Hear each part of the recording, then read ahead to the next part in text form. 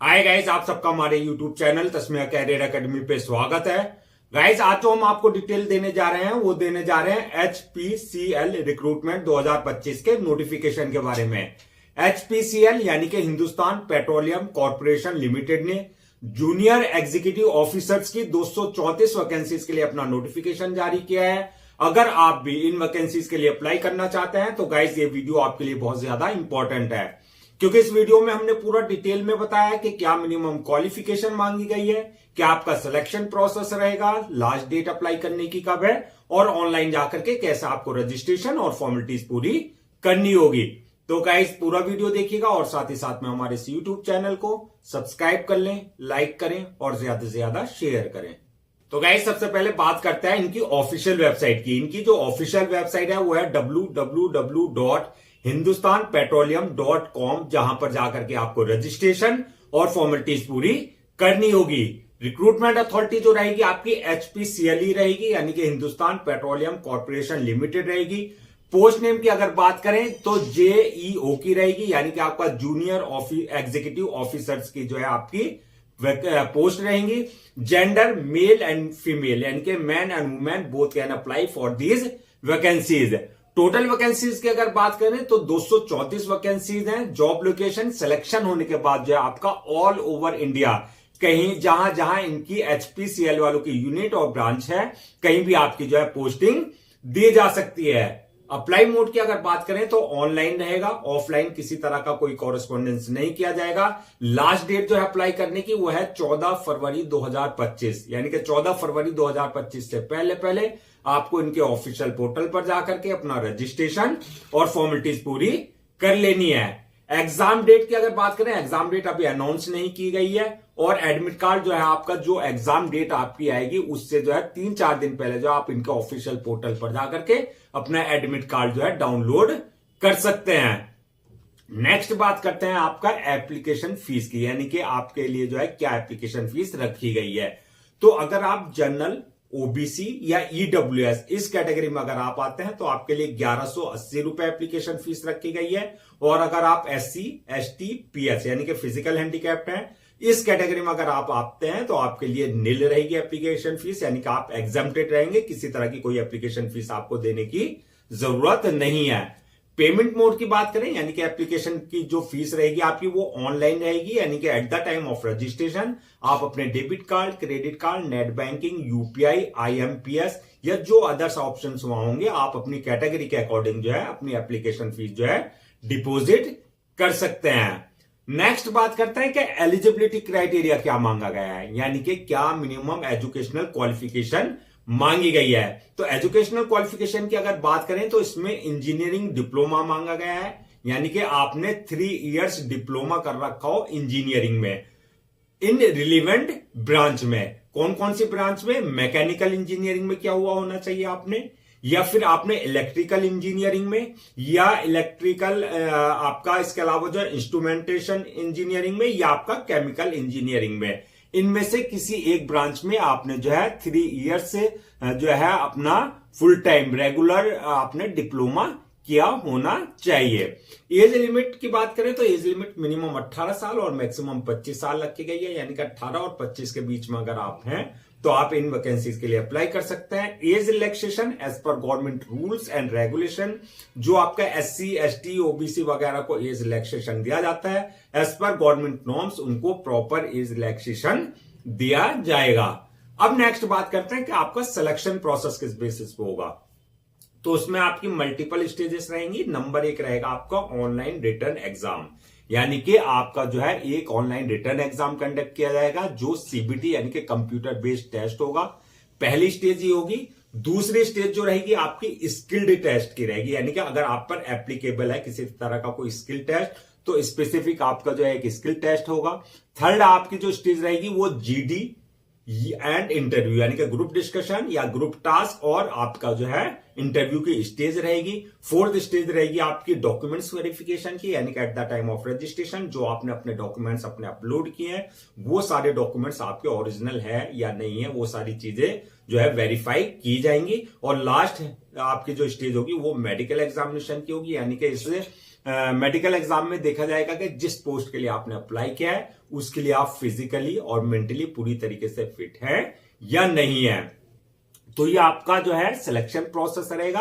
अब बात करते हैं जो आपका ऑनलाइन रिटर्न एग्जाम होगा, जो पहली स्टेज होगी सीबीटी कंप्यूटर बेस्ड टेस्ट की, उसका क्या एग्जाम पैटर्न होगा, क्या सिलेबस होगा। तो एग्जाम पैटर्न जैसे कि हमने बताया ऑनलाइन रहेगा, यानी कि सीबीटी कंप्यूटर बेस्ड टेस्ट होगा। दूसरा आपके जो है ऑब्जेक्टिव टाइप क्वेश्चंस होंगे, यानी कि आपका एमसीक्यू मल्टीपल चॉइस क्वेश्चंस होंगे। सिलेबस की अगर बात करें, सिलेबस जो रहेगा इसमें 2 पार्ट रहेंगे। इसमें पार्ट 1 की अगर बात करें तो पार्ट 1 में आपका जनरल एप्टीट्यूड से क्वेश्चंस होंगे, यानी कि उसमें आपका जो है इंग्लिश लैंग्वेज, आपका क्वांटिटेटिव एप्टीट्यूड टेस्ट होगा, इंटेलेक्चुअल जो है आपके से रिलेटेड क्वेश्चंस होंगे, लॉजिकल रीजनिंग से क्वेश्चंस होंगे और डाटा इंटरप्रिटेशन से आपके क्वेश्चंस रहेंगे।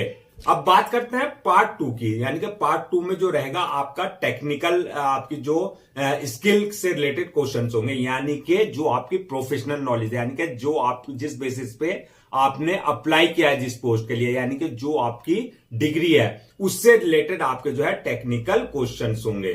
तो ये आपका जो है पार्ट 1 और पार्ट 2 रहेगा। अब बात करते हैं सैलरी एंड अलाउंसेस की। तो सैलरी अलाउंसेस की अगर बात करें तो इसमें जो है बेसिक पे जो रहेगी आपकी 30,000 से स्टार्ट होगी और आपका 1,20,000 के बीच में रहेगी, यानी कि आपका सिलेक्शन होने के बाद जो है आपका जैसे जैसे आपका एक्सपीरियंस होता रहेगा उस हिसाब से आपका इंक्रीमेंट, आपका प्रमोशन वगैरह होता रहेगा। अलाउंसेस की अगर बात करें तो आपको एज पर कंपनी नॉर्म्स जो अलाउंसेस एक कंपनी एम्प्लॉय को दिए जाते हैं, जैसे आपका डीएनएस अलाउंसेस, आपका एचआरए, आपका जो है कैफेटेरिया अलाउंसेस, इसके अलावा जो है आपके जो अदर्स बेनिफिट्स हैं वो सारे आपको दिए जाएंगे।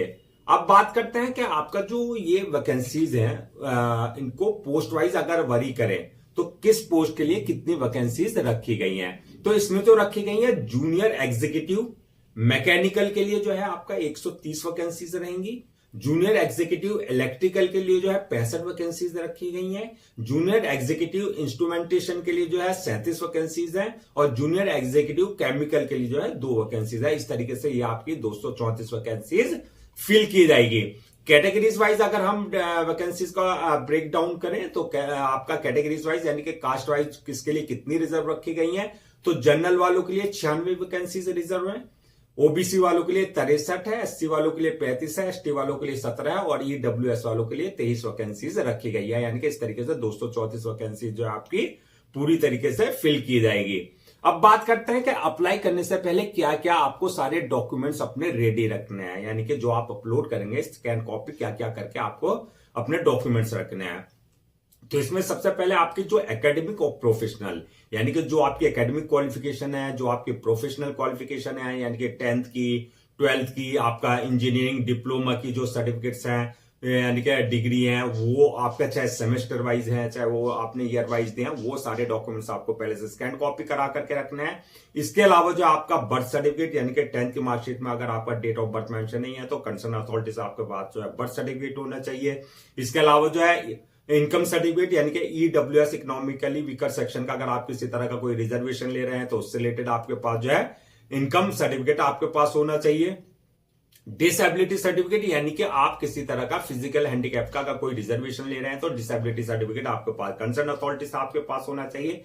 इसी तरीके से कास्ट सर्टिफिकेट यानी कि अगर आप एससी एसटी ओबीसी का कोई रिजर्वेशन ले रहा है कास्ट बेस पे तो उसका जो है आपका कास्ट सर्टिफिकेट आपके पास जो है कंसर्न अथॉरिटी से आपके पास जो है होना चाहिए। इसके अलावा जो है रिसेंटली क्लिक किए हुए पासपोर्ट साइज फोटो, सिग्नेचर वगैरह ये सारे डॉक्यूमेंट जो है आपको पहले से स्कैन कॉपी करा करके सारे रखने हैं। अब बात करते हैं अप्लाई करने का क्या प्रोसेस रहेगा। तो जैसा कि हमने बताया था कि पूरा प्रोसेस ऑनलाइन रहेगा, ऑफलाइन किसी तरह का कोई कॉरेस्पॉन्डेंस नहीं किया जाएगा। तो ऑनलाइन अप्लाई करने के लिए सबसे पहले आपको जो एचपीसीएल की ऑफिशियल वेबसाइट पे विजिट करना है जो है www.hindustanpetroleum.com। वहां विजिट करने के बाद जो है आप जब होम पेज पर जाएंगे कैरियर वाले ऑप्शन पे क्लिक करेंगे। कैरियर वाले ऑप्शन पे क्लिक करने के बाद जो है वहां करंट ओपनिंग का ऑप्शन होगा, वहां क्लिक करेंगे। करंट ओपनिंग के बाद जो है आप जाएंगे रिक्रूटमेंट वाले सेक्शन में। रिक्रूटमेंट वाले सेक्शन में जाने के बाद जो है आपको लिंक मिलेगा वहां पर HPCL रिक्रूटमेंट 2025 का, वहां आपको क्लिक करना है।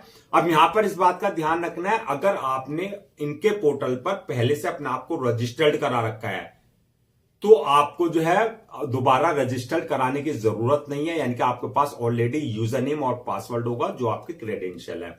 और अगर आप पहली बार विजिट कर रहे हैं, आपने अपने जो है इनके पोर्टल पर अपने आप को रजिस्टर्ड नहीं करा रखा है, तो आपको न्यू यूजर पर जाकर के जो है वहां अपनी पर्सनल डिटेल्स और अपना वैलिड ईमेल आईडी और मोबाइल नंबर डाल करके अपने आप को रजिस्टर्ड करा लेना है। यानी कि जो आपका यूजर नेम और पासवर्ड जनरेट हो जाएगा, जो आपके क्रेडेंशियल होंगे, क्रेडेंशियल से जो है आपको लॉग इन करना है। लॉग इन करने के बाद जो है जो फॉर्म आएगा उसको आपको पूरा फिल करना है एक्यूरेट, यानी कि वहां पर आपकी जो है पूरी डिटेल्स मांगी जाएगी। आपका नाम, फादर नेम, मदर नेम, आपकी डेट ऑफ बर्थ, आपकी एकेडमिक क्वालिफिकेशन, आपकी जो है प्रोफेशनल क्वालिफिकेशन, आपकी डिग्री, डिप्लोमा, सारी जो रिक्वायर्ड वहां इंफॉर्मेशन है वो बिल्कुल आपको एक्यूरेट फिल करनी है। ये फिल करने के बाद जो है उसके बाद जो है नेक्स्ट ऑप्शन आएगा आपके पास अपलोड योर डॉक्यूमेंट्स का, यानी कि जो वहां रिक्वायर्ड डॉक्यूमेंट्स है वो सारे डॉक्यूमेंट्स आपको जो है स्कैन कॉपी करा करके अपना जो है वहां अपलोड करने हैं। वहीं पर आपको जो है पासपोर्ट साइज फोटो, सिग्नेचर वगैरह जो वहां रिक्वायर्ड है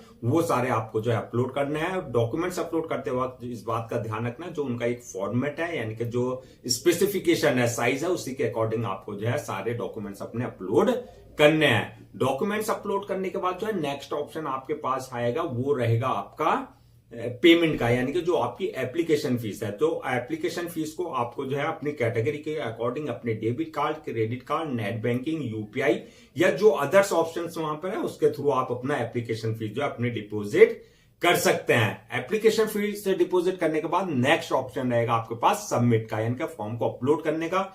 अपलोड करने से पहले अपना एक जो है फॉर्म को एक बार पहले पूरा प्रीव्यू कर लें, यानी कि चेक कर लें जो आपने फॉर्म फिल किया है उसमें किसी तरह की कोई मिस्टेक तो नहीं है। फॉर्म को प्रीव्यू करने के बाद जो है आपका उस फॉर्म को आप सबमिट कर दें और सबमिट के बाद जो है उसकी 1 या 2 कॉपी जो है प्रिंट आउट ले लें for your future reference, so that आपके पास जो है हार्ड कॉपी के रूप में एक जो है ऑफिशियल रिकॉर्ड आपके पास हो जाएगा। तो गाइस ये थी आपकी Hindustan petroleum corporation limited recruitment 2025 की नोटिफिकेशन की पूरी डिटेल्स। आई होप आपके सारे डाउट्स क्लियर हो गए होंगे। अगर अब भी आपको किसी तरह का कोई डाउट है या आपको किसी तरह की कोई क्वेरी है या कंफ्यूजन है तो आप हमसे कमेंट सेक्शन में पूछ सकते हैं, हम उसका रिप्लाई जरूर देंगे। गाइज मैं एक बार फिर से आपको जो है लास्ट डेट रजिस्ट्रेशन की यानी कि अप्लाई करने की रिमाइंड करा देता हूं, सो दैट आप उसे नोट डाउन कर लें। लास्ट डेट जो है वो है 14 फरवरी 2025, यानी कि 14 फरवरी 2025 से पहले पहले आपको इनके ऑफिशियल पोर्टल पर जाकर के जो है अपना रजिस्ट्रेशन और फॉर्मेलिटीज पूरी कर लेनी है। गाइस हम आपके लिए गवर्नमेंट जॉब्स और गवर्नमेंट एग्जाम से रिलेटेड जितने भी अपडेट्स होते हैं उस पर पूरा अपडेट्स यानी कि वीडियोस लेकर के आते हैं, और इसके साथ साथ जो प्रॉपर कैरियर गाइडेंस पे आपके लिए वीडियोस लेकर के आते हैं। अगर आप भी चाहते हैं कि आपको प्रॉपर कैरियर गाइडेंस मिलती रहे और साथ ही साथ में आपको गवर्नमेंट जॉब्स और गवर्नमेंट एग्जाम्स के पूरे अपडेट्स मिलते रहे, तो आप लोगों से मेरी रिक्वेस्ट है आप हमारे इस यूट्यूब चैनल को सब्सक्राइब कर लें, लाइक करें और ज्यादा से ज्यादा शेयर करें।